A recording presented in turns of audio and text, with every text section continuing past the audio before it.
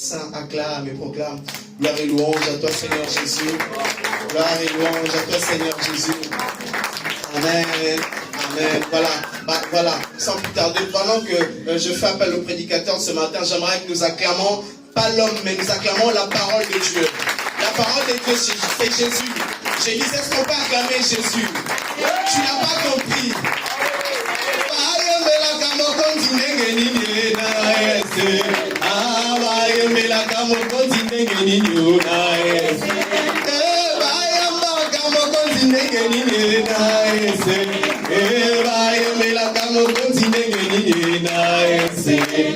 Est-ce que nous avons la chance de l'écouter? Gloire à Jésus. Est-ce qu'on peut acclamer Dieu? Est-ce qu'on peut acclamer Dieu? Acclamons Dieu, acclamons Dieu. Acclamons Dieu. Alléluia. Alléluia. Amen. J'aimerais que nous puissions passer un bon moment dans l'adoration avec le berger. Si tu as la possibilité de pouvoir te tenir debout, tiens-toi debout là où tu es. Si tu as la possibilité de pouvoir te mettre à genoux toi devant la face de Dieu. J'aimerais que nous puissions dire à Dieu ce qu'il est dans nos vies. J'aimerais que nous puissions confesser le nom de Dieu dans nos vies. J'aime ces passages de la Bible qui dit, ceci s'appuie sur leurs chars, c'est là sur leurs chevaux, mais nous invoquons le nom de l'Éternel, notre Dieu. J'aimerais dire à une personne, au-delà du char et du chevaux, nous avons Dieu. Ah, tu m'as pas compris. J'aimerais dire à une personne, au-delà du char et du chevreau, nous avons un Dieu. Au-delà de toutes ces choses, nous avons le Créateur de toutes choses. Son nom est Adonai. Son nom est Adonai. Son nom est Adonai. Jésus. J'aimerais nous faire concentrer pendant ce moment. Nous voulons lui dire qu'il est saint. Nous voulons proclamer la sainteté de Dieu.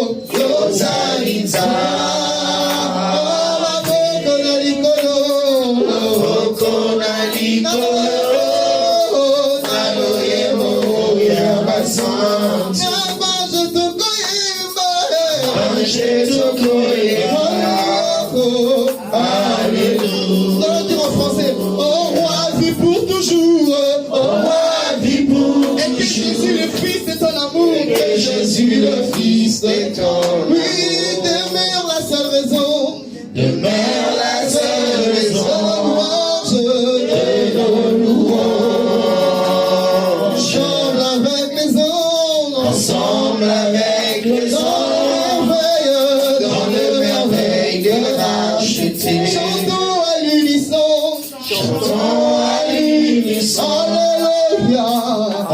Alléluia. Est-ce qu'on peut le faire avec nos propres Au roi vit pour toujours. Est-ce qu'on peut célébrer Dieu avec nos propres paroles?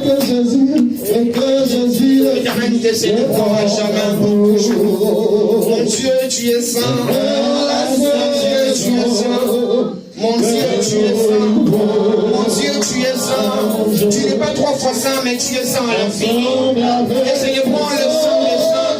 Nous te célébrons celui qui dit un mot, la chose accomplie. La sainteté est ta nature. Elle déclare que tel que toi tu es, tel que nous sommes. Éternel, tu es saint. Éternel, tu es saint. Voilà pourquoi nous te célébrons. voulant te dire Tu es saint. Voilà pourquoi nous te glorifions. Notre Dieu, tu es saint. La Bible déclare que ton royaume, ton trône, oh Dieu, est basé sur la justice et sur la sainteté. Mon Dieu, tu es saint. Tu es saint. Mon Dieu, tu es saint à l'infini. Tu es saint. Mon Dieu, tu es saint, le saint d'Israël. Notre Dieu, tu es Le saint d'Israël. Nous te bénissons. Tu es saint, voilà pourquoi nous te célébrons. Alléluia. Nous te célébrons car tu es le saint des saints. Ce matin, Revêtu de gloire et de puissance. Il est tu, notre Dieu. Revêtu de gloire et de puissance et de magnificence. Éternel, tu es saint. Dans mon cœur, tu es si précieux. Dans mon cœur, tu es si précieux. Dans les cieux, dans les cieux.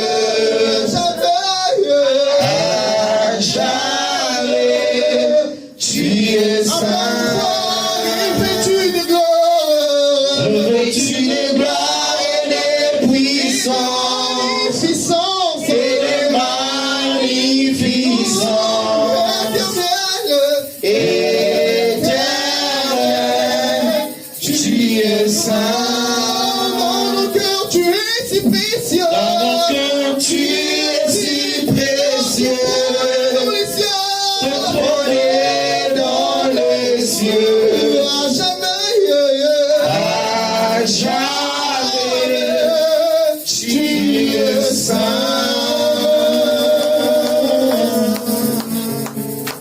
Est-ce qu'on peut acclamer pour le saint des saints? Est-ce qu'on peut acclamer pour le roi? Est-ce qu'on peut acclamer pour celui qui vit pour toujours et à jamais? La Bible déclare qu'il est Dieu, son règne n'a pas de fin. Est-ce qu'on peut acclamer le Seigneur des Seigneurs? Est-ce qu'on peut acclamer le Créateur de toutes choses? Est-ce qu'on peut acclamer celui qui s'élève les derniers? Est-ce qu'on peut acclamer l'alpha et l'oméga? Le commencement et la fin. Adonai, nous t'acclamons. Adonai, nous t'acclamons. Jean, chapitre 4. Évangile selon Jean, le chapitre 4.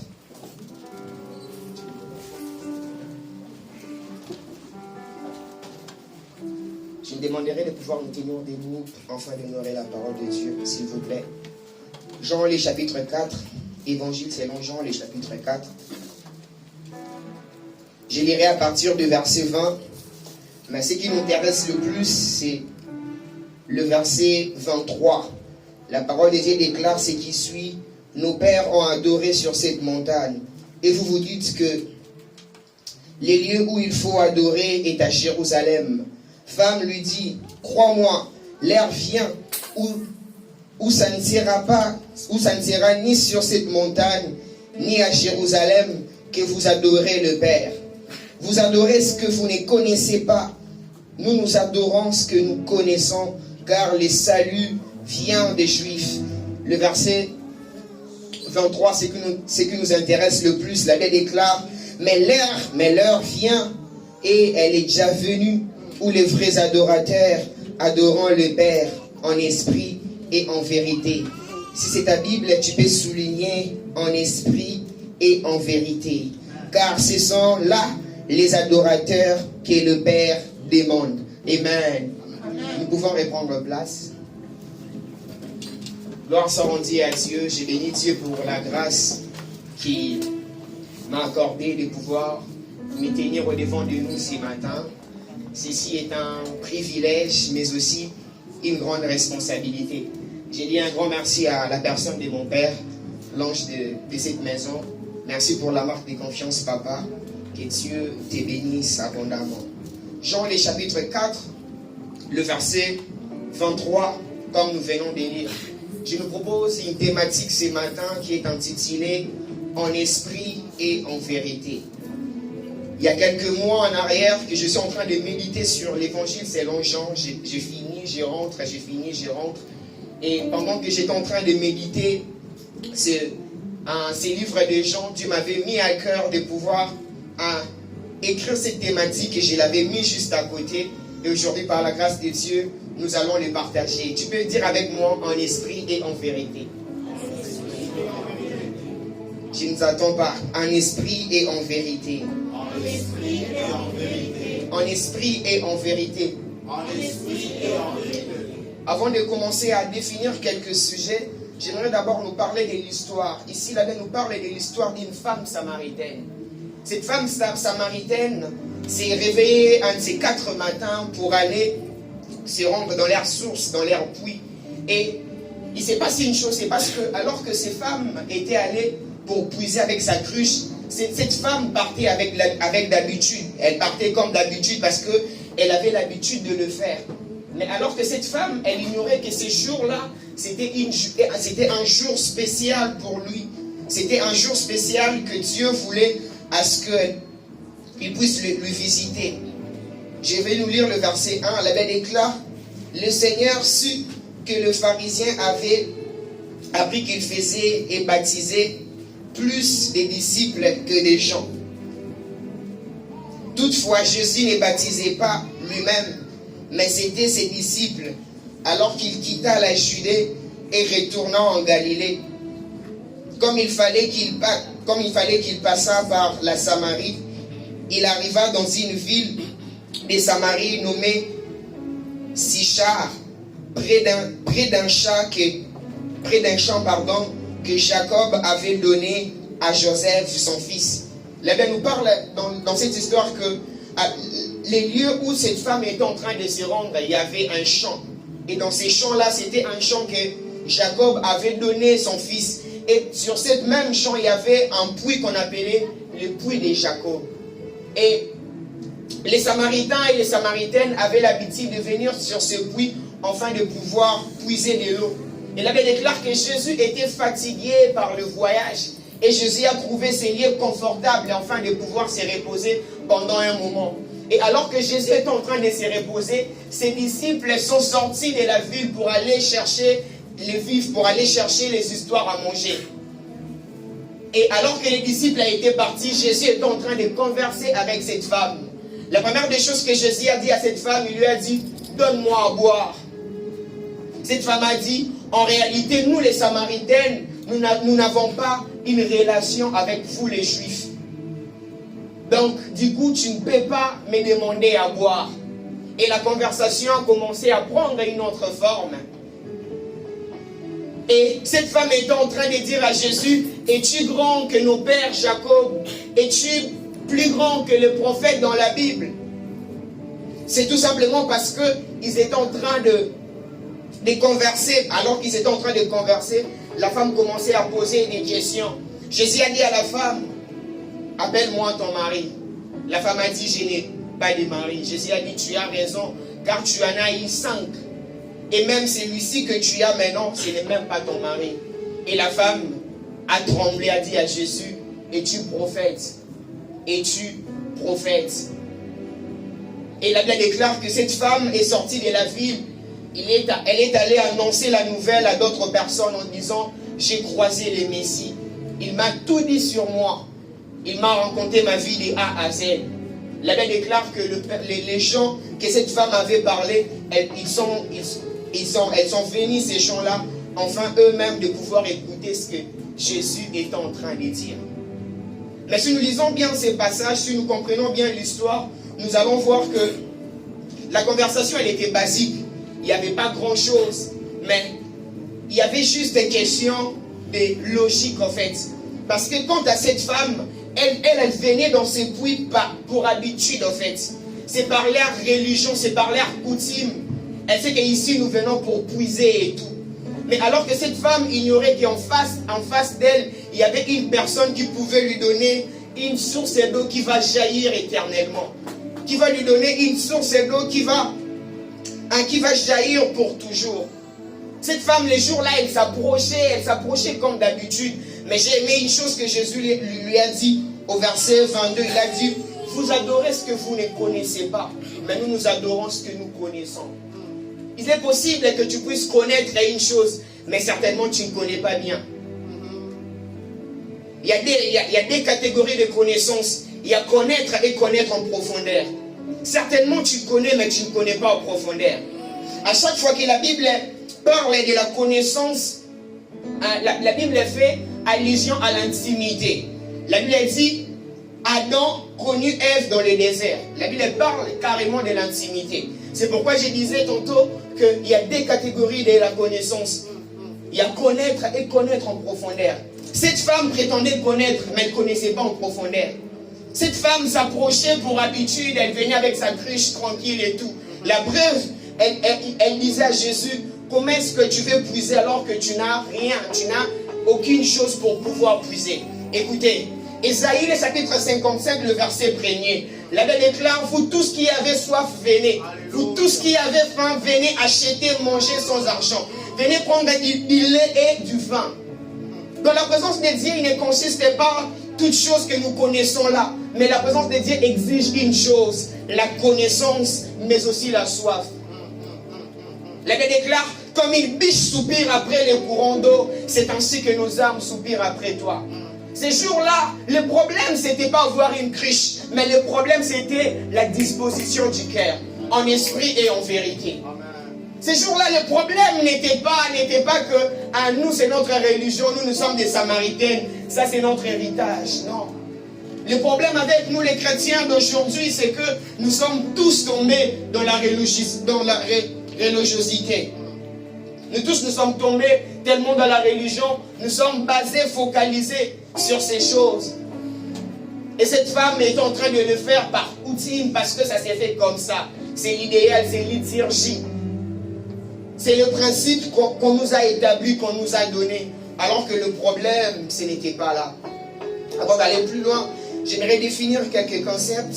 Je parlerai de l'esprit. L'esprit, c'est une substance incorporelle et immatérielle. L'esprit, c'est une chose que l'on ne peut pas toucher, que l'on ne peut pas voir. L'esprit, c'est la vraie identité de la personne. Le vrai toi, ce n'est pas le physique qu'on voit, mais le vrai toi, c'est ton esprit à toi. Et j'aimerais nous définir aussi la vérité. La vérité est le caractère de ce qui est vrai, de ce qui est conforme. La vérité, c'est la relation entre ce que l'on dit et ce que l'on pense. Lorsqu'on parle de la vérité veut dire tout simplement l'union, la conformité de ce que j'ai dit et de ce que je pense dans ma tête. Lorsque j'ai dit une autre chose et dans ma tête, je pense une autre chose, sache que cela n'est pas vrai, cela n'est pas honnête. Et Jésus est en train de dire à cette femme qu'elle est revenue, elle est déjà là, où les vrais adorateurs adorant le Père en esprit et en vérité. Si nous lisons bien ces passages, nous allons comprendre que donc cette femme, elle était vraie. C'était quelqu'un qui disait la vérité. Mais le problème, c'est lequel? Le problème, c'est que cette femme n'était pas spirituelle. Cette femme n'était pas spirituelle. Alors que la vérité et la spiritualité, ce sont des choses qui marchent de pair. Ce sont des choses qui marchent ensemble et que l'on peut séparer. Il n'y en a pas l'un sans l'autre. Lorsqu'on est spirituel, on doit être vrai. Lorsqu'on est vrai, on doit être spirituel. Et de nos jours, nous avons ce genre de problèmes. Tout ça pourquoi? Parce que nous sommes basés, focalisés sur la religion. D'ailleurs, pour rafraîchir la mémoire d'une personne, notre relation avec notre Dieu, ce n'est pas une relation de la religion, mais c'est une relation d'intimité. Les gens ne sont plus vrais. Pourquoi? Parce que actuellement nous avons des CV dans la vie chrétienne, parce que nous avons des des lettres de motivation parce que nous avons développé des connaissances. Et cette femme prétendait de ne rien vouloir apprendre auprès de Jésus. Pourquoi? Parce que ces puits-là étaient un héritage pour eux. Alors que le problème ici, ce n'était pas un héritage, mais le problème c'était connaître, mais connaître en profondeur. Connaître, mais connaître en profondeur.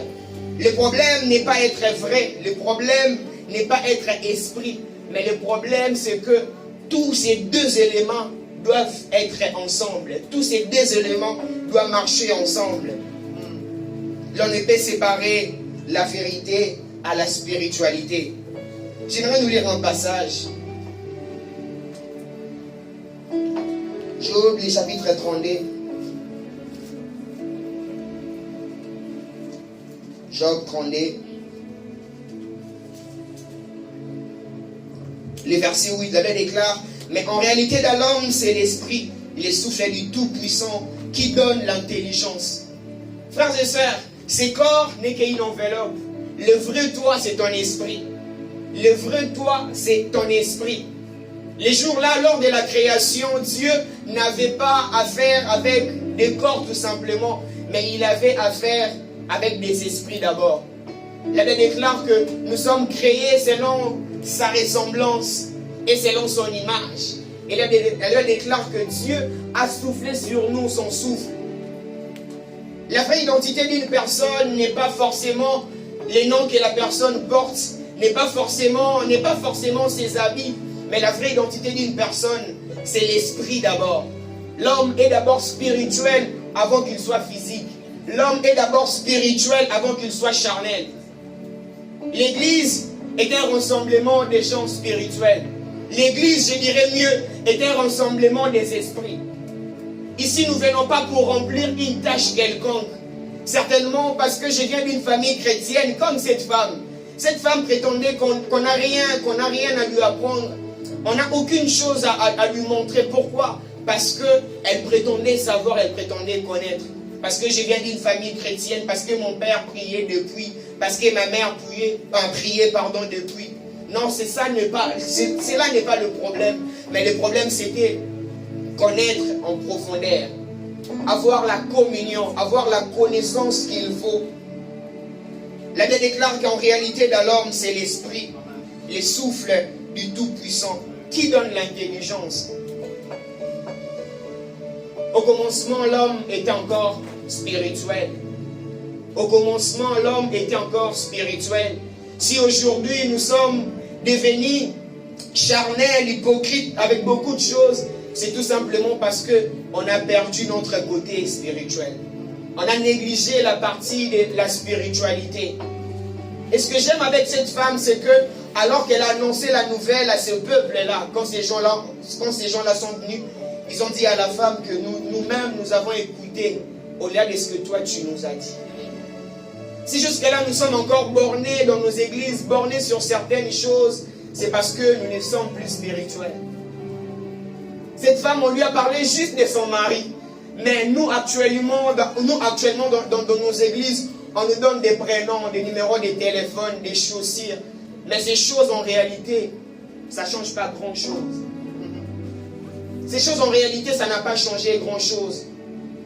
Nous soupirons tous après les réveils spirituels, mais le réveil spirituel est devenu un sujet tellement tabou et vain. Pourquoi? Parce que nous ne sommes plus spirituels, parce que nous ne sommes plus vrais.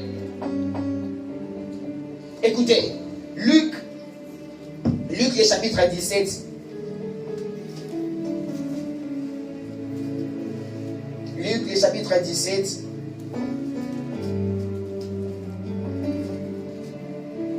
Luc, le chapitre 17.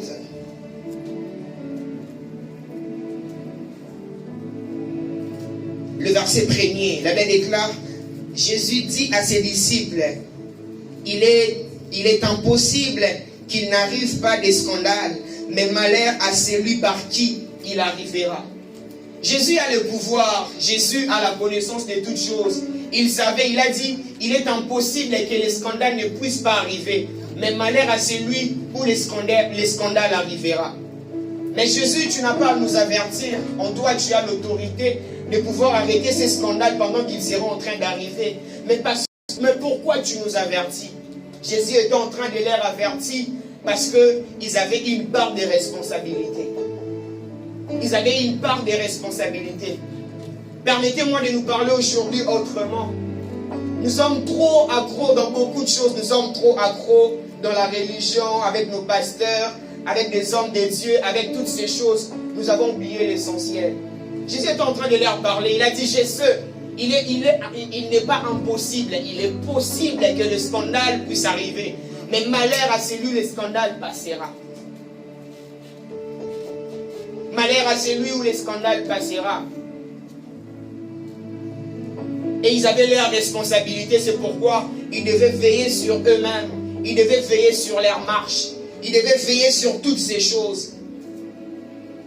J'aimerais dire à une personne, c'est que la véracité ouvre la porte de la spiritualité. Frère, à chaque fois, sœur, à chaque fois que tu seras vrai et honnête, les portes de la spiritualité seront ouvertes pour toi. La véracité ouvre les portes de la spiritualité. Nous prions beaucoup, mais nous ne recevons plus certaines choses. Pourquoi? Parce que nous prions mal, comme le dit Jacques. Nous gênons, nous prions, nous montons les montagnes. Destruction des hôtels, saison 5, saison 6, jusqu'au bout, mais les choses ne changent pas. Pourquoi? Et nous sommes les premières personnes à pouvoir accuser les faux pasteurs, les faux prophètes. S'il existe les faux prophètes et les faux pasteurs, sachant qu'il existe aussi les faux enfants des cieux.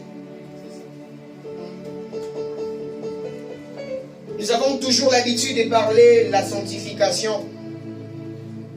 Vous savez, dans la sanctification, nous savons tous ce que l'on perd, mais nous ne savons pas ce qu'on gagne. Nous savons tous ce qu'on perd forcément, mais ce qu'on gagne, nous ne le savons pas. Et Jésus dit, à chaque fois que tes vêtements seront propres, l'huile ne manquera pas sur ta tête.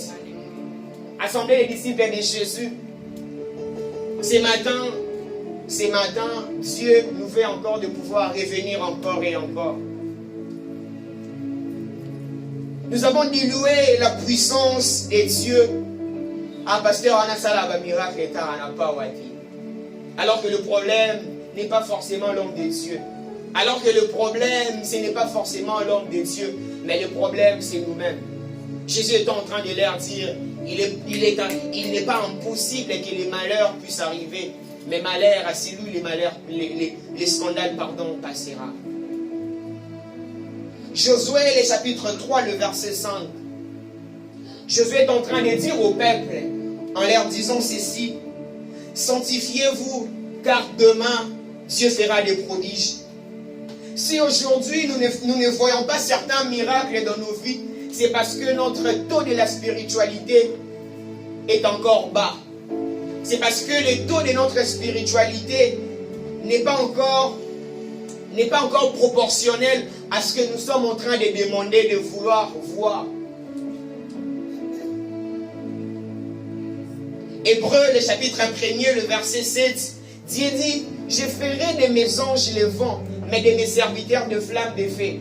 Vous savez, depuis quelques jours, j'ai changé la manière de pouvoir comprendre ces passages. Ce n'est pas que Dieu sera en train de nous faire des flammes de feu pour que nous soyons intouchables. Mais Dieu fait de nous des flammes de feu pour que nous puissions aussi marquer la différence. Dieu est en train de faire de nous des flammes de feu pour que nous puissions aussi agir autrement. Ce n'est pas seulement parce que nous soyons intouchables. Malachie, le chapitre 3, le verset 18. Dieu dit, voici, je mettrai à nouveau la différence entre ceux qui me servent et ceux qui ne me servent pas. Cette différence ne sera pas seulement dans le domaine professionnel, mais cette différence sera aussi par la manière de se conduire, par la manière de se comporter. Et nous avons changé les choses, nous avons transformé les choses de cette manière ici. Alors que ce n'est pas seulement ça que Dieu attend de nous. La vie chrétienne est une vie de qui perd gagne. En réalité, dans la vie chrétienne, lorsque tu veux gagner, il faut d'abord accepter de pouvoir perdre. En réalité, dans la vie chrétienne, lorsque tu perds, c'est alors que tu gagnes. Christ a dit, celui qui gardera sa vie la perdra. mais celui qui la perdra, la sauvera à cause de moi. Nous avons tous notre part des responsabilités. Luc, le chapitre 9, le verset 23, Christ dit, celui qui veut venir après moi, qui puisse se charger de sa croix chaque jour et qu'il me suive. En esprit et en vérité. Pour cette femme, le problème, ce n'était pas l'esprit. Pour cette femme, le problème, c'était la vérité. Moi, la vérité qu'on m'a dit, c'est que nos pères ont adoré sur cette montagne. Donc, quand je l'ai fait, j'ai fait ce qui est vrai et honnête. Donc, je m'en fous de l'esprit, je m'en fous de la spiritualité. Alors que ce n'était pas ça le principe. Alors que ce n'était pas ça l'idéal. Ce sont deux choses qui marchent toujours de pair. Ce sont deux choses qui marchent de pair. J'en dis, vous petits enfants, vous êtes de Dieu, mais comment vous mourrez comme des hommes? On a commencé à mourir comme des hommes, c'est parce qu'on est plus spirituel. Jésus est en train de dire au commencement, il n'était pas ainsi. Au commencement, il n'était pas ainsi. On ne respecte plus les sacrés. Pourquoi? Parce qu'on est plus spirituel. Vous savez, le monde obéit qu'aux hommes spirituels. Ça peut être dans tous les sens, que ce soit même la spiritualité que toi tu penses là, oui, le monde obéit toujours aux hommes spirituels. Il y a des personnes que nous critiquons, les politiciens, les machins, on l'air critique en coulisses, mais quand tu es face de la personne comme ça, tu ne diras pas un mot. Le monde obéit qu'à des hommes spirituels. Pour réussir, pour demeurer ferme, tu dois être spirituel. J'aimerais anticiper. La Bible nous parle d'une personne qu'on appelle Jean. Ces gens-là est le plus aimé de tous les disciples de Jésus. La preuve, Jean est celui qui avait vu les tatouages dans les cuisses de Jésus qu'on a écrit roi des rois. Donc lui, c'était le privilégié, c'était le protégé. Mais il s'est passé une chose. Il se passe que moi, personnellement, je pense que la dimension de la spiritualité des gens, ce n'était pas la dimension de la spiritualité où Dieu attendait de lui. La Bible dit que ces gens s'est retrouvé dans une prison dans l'île de Patmos. Et il est arrivé dans cette prison-là à cause de l'évangile. Mais c'était aussi pour que Dieu puisse l'enseigner quelque chose. Apocalypse, le chapitre 4, le verset 1er. La Bible est en train de parler, on est en train de parler à Jean en lui disant, monte ici, je te ferai voir les choses cachées, les choses qui doivent venir à la suite du temps. Mais ces gens ont assisté aux multiplications de pain et de poissons. Il a assisté dans tous les miracles de Jésus. Les changements de l'eau en vin, tous les miracles, il a assisté. Mais pourquoi pas pendant ces moments-là, Jean ne pouvait pas voir tout ce qu'il pouvait voir, mais qu'à la fin. J'aimerais dire à une personne, il y a de ces choses qu'on sera en train de le voir quand on sera en train de monter spirituellement. Lorsqu'on va atteindre une certaine taille, un certain niveau dans la spiritualité, c'est alors qu'on verra certaines choses. C'est alors qu'on verra certaines choses. On est plus spirituel, c'est pourquoi on ne rêve même plus. Alors que les songes, les rêves, c'est les moyens les plus faciles que Dieu nous parle. Nous tous, on ne sera pas en train de faire des visions comme dans un écran projecteur, je ne sais pas moi. Mais certainement, ça sera par des songes, par des rêves. Il y a des personnes comme Joseph, Poka Mona, Komba. Heureusement, il s'est réalisé. On est devenu tolérant, c'est parce qu'on est plus spirituel. Tu dors la nuit, tu n'as pas rêvé, tu rêves, mais tu n'as pas bien compris. Le matin, tu te réveilles, il n'y en a plus. C'est parce qu'on est plus spirituel. Jean était au commencement du ministère de Jésus et il a tenu ferme jusqu'au bout. Jésus même est parti, mais ces gens ont continué. Mais c'était jusque-là qu'ils pouvaient faire cette vision-là. Il y a de ces choses qu'on sera en train de le voir seulement lorsque nous montons dans une certaine dimension. Ma prière de ce matin est que Dieu nous donne une taille spirituelle élevée, afin de pouvoir relever les défis. Le problème, c'est lequel? Le problème, c'est que Goliath avait la taille physique qu'il lui fallait. Et David avait la taille spirituelle qu'il lui fallait aussi. J'aimerais dire à une personne, le monde obéit que à des hommes spirituels. Le problème, ce n'était pas la taille physique de Goliath, mais le problème, c'était la taille spirituelle de David. Car en David, il n'avait pas seulement lui, il apportait aussi un Dieu. C'est pourquoi c'est David pouvait lui dire, tu t'approches devant moi avec les lances et les javelots, mais moi je m'approche au nom de l'Éternel. Amen. Ma prière de ce matin est que nous puissions encore nous approcher avec le nom de l'Éternel. Avec le nom de l'Éternel. On est plus spirituel, c'est parce que, vous savez, il y a ces combats qui nous arrivent. Oh, nous-mêmes, on a commencé à dire ça, c'est la volonté de Dieu. Frère, ça n'a rien à voir avec la volonté de Dieu. On a commencé à dire certaines choses que c'est la volonté de Dieu à cause de l'ignorance. Il y a des choses qui n'ont rien à voir avec la volonté de Dieu. Juste parce que je suis ignorant, je dis que c'est la volonté de Dieu. Ma prière est que Dieu nous donne des dimensions spirituelles qu'il nous faut. Amen. On a commencé à falsifier les miracles. On a commencé à pouvoir organiser les choses, les miracles organisés, le prophétique organisé. Pourquoi? Parce qu'on a dilué la spiritualité. L'apôtre Paul est en train de dire, le royaume de Dieu ne consiste pas en paroles, mais en puissance. Vous savez, de nos jours, nous n'avons pas seulement besoin d'Aaron, les gens qui savent bien parler, les gens qui savent, français comme il faut. Mais nous avons aussi besoin de gens comme Moïse. Nous avons aussi besoin de personnes comme Moïse. Il n'y avait que Moïse qui pouvait parler à Pharaon comme ça. Pourquoi? Parce que si Pharaon était spirituel, Moïse aussi était spirituel. Yes. Même ces chefs-là au boulot qui te fait, parce qu'ils sait que non, oh, pas ma vie. Parce que nous ne sommes plus spirituels. Ma prière de ce matin est que nous redevenons spirituels. Ah, yes. Ma prière de ce matin est que nous puissions redevenir spirituels. Nous portons en nous le maître du salut. Nous portons en nous un Dieu puissant. Nous portons en nous un Dieu puissant. Je ne sais pas si je dois nous parler. Il fait quelque temps, j'étais en train de passer par des moments très compliqués.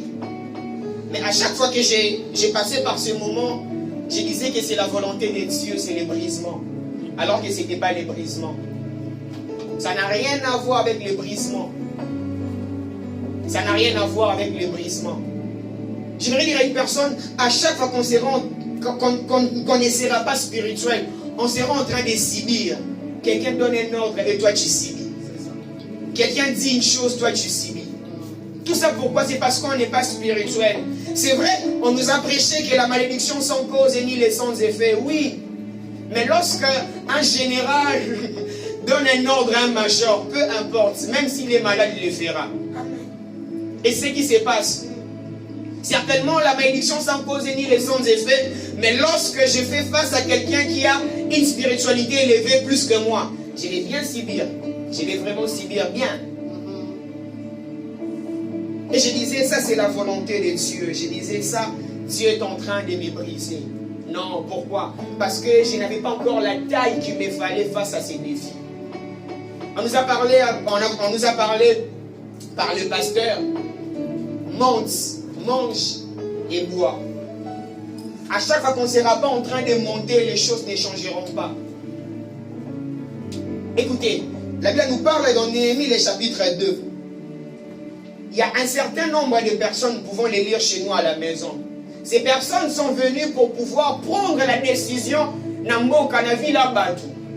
Et ces personnes en réalité devaient normalement subir berger. Mais heureusement pour ce peuple, ils avaient une personne qu'on appelait Néhémie. Et ce Néhémie était un prophète de Dieu. Ce Néhémie était un homme spirituel. Il n'a pas prié, il n'a pas fait quoi que ce soit. Il avait une déclaration et c'était une déclaration prophétique. Néhémie, le chapitre 2, le verset 20. Néhémie dit ceci. Le Dieu des cieux nous donnera le succès. Yes. Nous, ses serviteurs. Et vous aurez ni part ni héritage. Et les paroles que Néhémie avait dites, se sont faits comme ça, sans changement. Et Dieu leur a donné les succès. Et ces gens-là n'avaient eu ni part ni héritage. Il y a de ces moments où il faut commencer à exercer notre autorité. La prière, ce n'est pas seulement le fait, je suis là, je viens, je pars. Des fois, ça nous arrive, on est à la maison, on est assis, on ne dit rien. Mais c'est ça la communion. C'est ça la communion. C'est ça la communion. L'église est d'abord un rassemblement des esprits. Comme nous sommes là, nous tous, nous sommes des esprits. Nous sommes d'abord des esprits, avant que nous soyons des hommes charnels ou physiques. Mais nous sommes d'abord des esprits. Nous sommes d'abord des esprits. La Bible nous parle dans Luc le chapitre 2. J'aime ces passages de la Bible. Luc le chapitre 2, à partir du verset 25. Luc le chapitre 2. Oui, à partir du verset 25. Il s'est passé une chose. Il y avait un homme, un serviteur de Dieu, qui a reçu la promesse. Et cette promesse que cette personne avait reçue, c'était que cette personne ne mourra pas jusqu'à ce qu'il puisse voir le Messie. Suivez-moi très bien. Et c'est la promesse qu'on a donnée à cet homme. Cet homme s'appelait Siméon. On a dit, toi là, tu ne mourras pas jusqu'à ce que tu puisses voir le Messie. Donc aussi longtemps que tu n'as pas vu le Messie, toi tu ne mourras pas. Mais il s'est passé une chose. Il s'est passé que, parlons de la naissance de Messie, toujours dans ce même passage, Luc, le chapitre 2, un peu plus haut. Quand le Christ est né, il y a les bergers qui se sont déplacés pour venir voir le Messie. Il y a des marches qui se sont déplacées depuis l'Orient, ils avaient vu les étoiles pour voir le Messie. Les bergers, ils étaient dans un même contrée, dans une même ville, je les dirais comme ça. Mais les marches sont des personnes qui venaient de loin pour venir voir le Messie. Mais il s'est passé une chose, c'est parce que, si nous lisons ces passages, nous comprenons que non, cet homme qu'on appelait Siméon, il a vu le Messie en dernier. Qu'est-ce que j'aimerais dire par là? C'est vrai, on nous dit que le fils de la promesse ne meurt jamais, mais il est possible de pouvoir partir sans pourtant toucher la promesse. Chacun a sa part de responsabilité. Et Siméon a frôlé, Siméon était vraiment là. Parce que les gens qui n'ont pas reçu la prophétie, ils l'ont vu avant toi. Donc rien ne prouve à suffisance que non, toi tu le verras. Rien ne prouve à suffisance que toi tu le verras. On s'est convertis nombreux en 2016. On nous disait tous, vous aurez des grands ministères, vous aurez des grands ministères. Vous aurez des grands ministères. Mais aujourd'hui, si on regarde les photos, on dit paix à son âme, paix à son âme. Il est possible de pouvoir passer outre de ta destinée. Et Siméon a frôlé. Le plus important, ce n'est pas ce que Dieu dit, mais le plus important, c'est quoi ton attitude face à ce que Dieu a dit. Aujourd'hui, nous tous, nous connaissons qu'il y a des faux pasteurs, il y a des faux prophètes, mais il y a aussi les faux bandimi. On doit accepter ça. Il y a aussi les faux bandimi. Il n'y a pas que les faux pasteurs. Il y a aussi les faux bandimi. Nous tous, nous avons notre part de responsabilité. Est-ce que si Siméon mourait sans pourtant voir le Jésus, le Christ, pardon, faut s'éliminer Zayana? Et heureusement pour lui, Siméon, il a vu le Messie. Et il a dit, maintenant je peux partir en paix. Frère, si tu mourais aujourd'hui, on va prendre ton onction, on lui donnera à une autre personne. J'aimerais dire à une personne, la présence de Dieu est une maternité. Il n'y a pas seulement des choses qui naissent, il y a aussi des choses qui meurent. Nous venons tous de la présence de Dieu, nous élevons nos mains, oui, mais Dieu est un cardiologue. Il veut d'abord commencer à traiter nos cœurs avant de commencer à traiter nos mains. Dans la présence de Dieu, il n'y a pas seulement des choses qui naissent, il y a aussi des choses qui doivent mourir. Il arrive aussi un temps, Dieu nous enlève nos défauts pour nous donner ce qu'il nous faut. Amen. La maternité, il n'y a à Botami. Vous n'avez à Koufi, ça se passe comme ça. C'est la loi de la nature.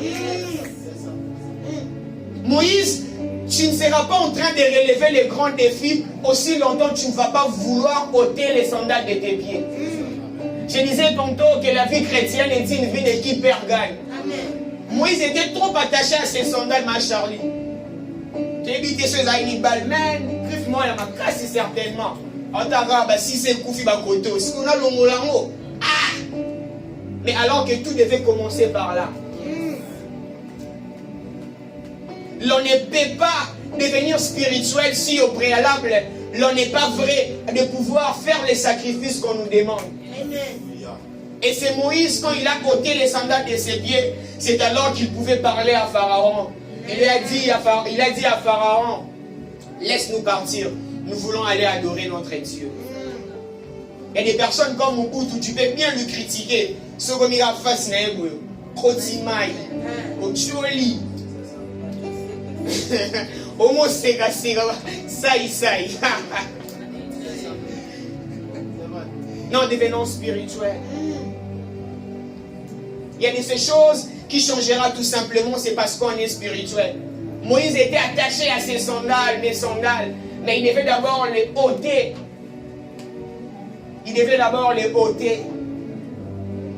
Nous voulons tous pouvoir brûler les étapes. Nous voulons vraiment tous brûler les étapes. Nous voulons que nous soyons spirituels. Mais le préalable dans la spiritualité, c'est la véracité. Et je disais tantôt que la véracité ouvre des portes spirituelles. Alléluia. Nous sommes tellement devenus hypocrites. Jacques, le chapitre 4, le verset 8, c'est un passage que j'aime de tout mon cœur. La Bible déclare, approchez-vous de Dieu et il s'approchera de vous. Je m'arrête là.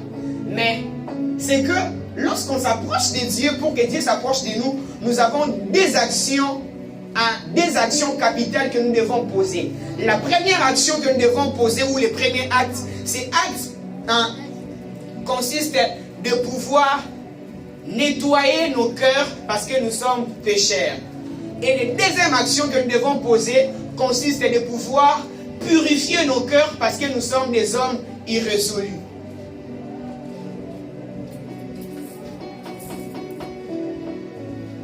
J'aimerais dire à une personne ce matin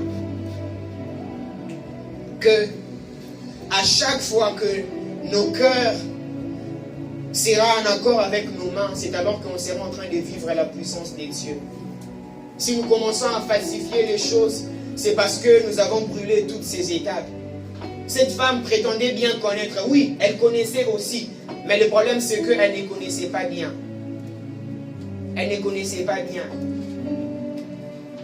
Des fois, je fais face à des gens qui me disent que non. Ouais, le problème, ce n'est pas Kala. Le problème, c'est que tu connais la chose. Est-ce que tu le connais bien? Cette femme avait vraiment l'idée de connaître, mais le problème c'était de connaître en profondeur. Daniel, le chapitre 11, le verset 32, la Bible déclare, c'est du peuple qui connaîtront leur Dieu, agiront avec fermeté. Si jusque-là nous sommes en train de ningana, c'est parce qu'on ne connaît pas en profondeur. Si jusque-là nous ne sommes pas fermes, c'est parce que nous ne connaissons en profondeur. C'est parce que nous ne connaissons pas en profondeur. Cette femme disait à Jésus, nous, nos pères, ils ont adoré ici. Ils ont adoré sur cette montagne. Mais le problème, c'était pas ça. Le problème, c'était, pour toi, c'est une coutume, certainement c'est vrai. Mais le problème, c'est que vous avez négligé la partie spirituelle. Matthieu, le chapitre 15.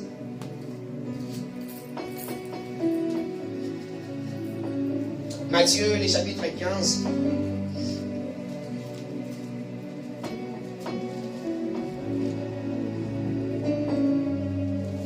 Le verset 8. Ce peuple m'honore des lèvres, mais son cœur est éloigné de moi. La Bible déclare que ce peuple m'honore des lèvres, mais son cœur est éloigné de moi.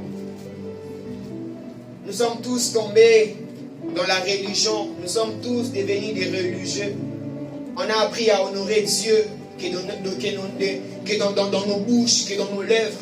Mais nos cœurs se sont éloignés.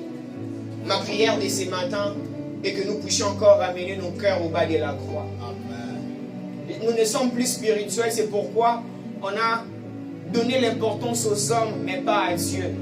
Pierre est en train de dire, jugez vous-même, est-ce qu'il faut obéir à Dieu ou aux hommes?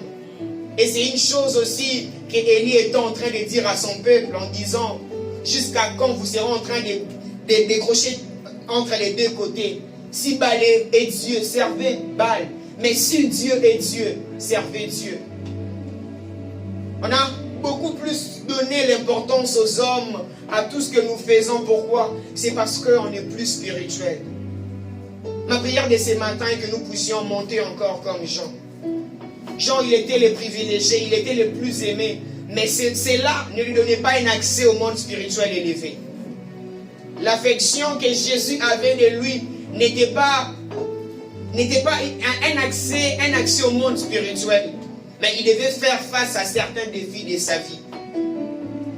J'aimerais que nous puissions prier. J'aimerais que nous puissions prier à Dieu. Tu seras en train de dire, Seigneur, je réponds à l'appel. Je réponds à l'appel. Je réponds à l'appel. Tu vas dire, Seigneur, je réponds à l'appel. Pour les défis de ma vie, je vais encore monter. Pour les défis de ma vie, je vais encore monter. Ensemble, disciples de Jésus, Dieu nous fait encore de monter. Ce que Dieu attend de nous en ce mois, en cette année 2023, c'est de monter encore et encore. Les choses ne seront pas en train de changer si nous ne prenons pas la résolution de pouvoir passer à l'autre bord. Est-ce que les voix peuvent s'élever afin de dire merci à Dieu? Calabash. Est-ce que les voix peuvent s'élever afin de dire merci à Dieu? En esprit, en vérité. En esprit, en vérité.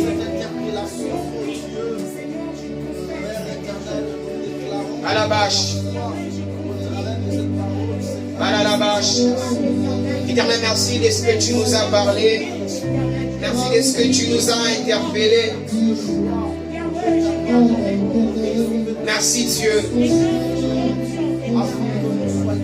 Merci Dieu, merci Dieu. Éternel, donne-nous à monter, oh Dieu. Éternel, donne-nous à monter. Donne-nous à monter. Le problème, ce n'est pas, oh Dieu, de pouvoir commencer ou assister au début de ton ministère comme Jean. Mais le problème, c'est que, oh Dieu, donne-moi la taille qu'il faut. Donne-moi la taille spirituelle qu'il me faut, afin de pouvoir faire face aux défis de ma vie. Afin de pouvoir faire face aux défis de ma vie.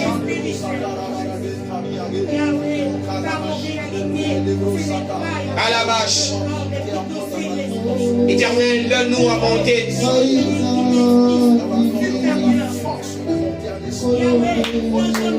Donne-nous à monter.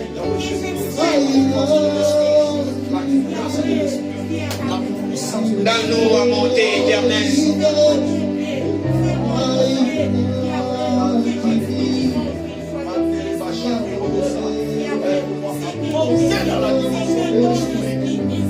Je vais monter au-dessus dans la dimension de l'esprit. Éternel, je vais monter dans la dimension de l'esprit. Éternel, j'ai assez demeurer sur cette dimension. J'ai assez demeuré sur cette montagne. J'ai désir monter, j'ai désir monter. Tenons-nous debout de partout où nous sommes, nous allons prier comme ceci.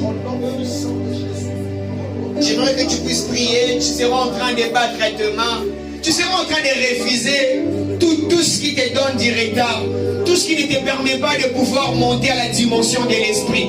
Tu vas battre tes mains, si c'est une distraction, tu vas le refuser. Tu vas refuser tout ce qui t'empêche de pouvoir monter dans le monde spirituel. Tu seras en train de refuser. Je ne sais pas moi, que ce soit la chose, tu seras en train de le refuser. Si c'est un péché chéri, si c'est un péché mignon, tu seras en train de le refuser. Si c'est un sommeil spirituel, une distraction, tu seras en train de le refuser. Est-ce que les voix peuvent s'élever afin de prier dans le nom de Jésus? Éternel, nous refusons, oh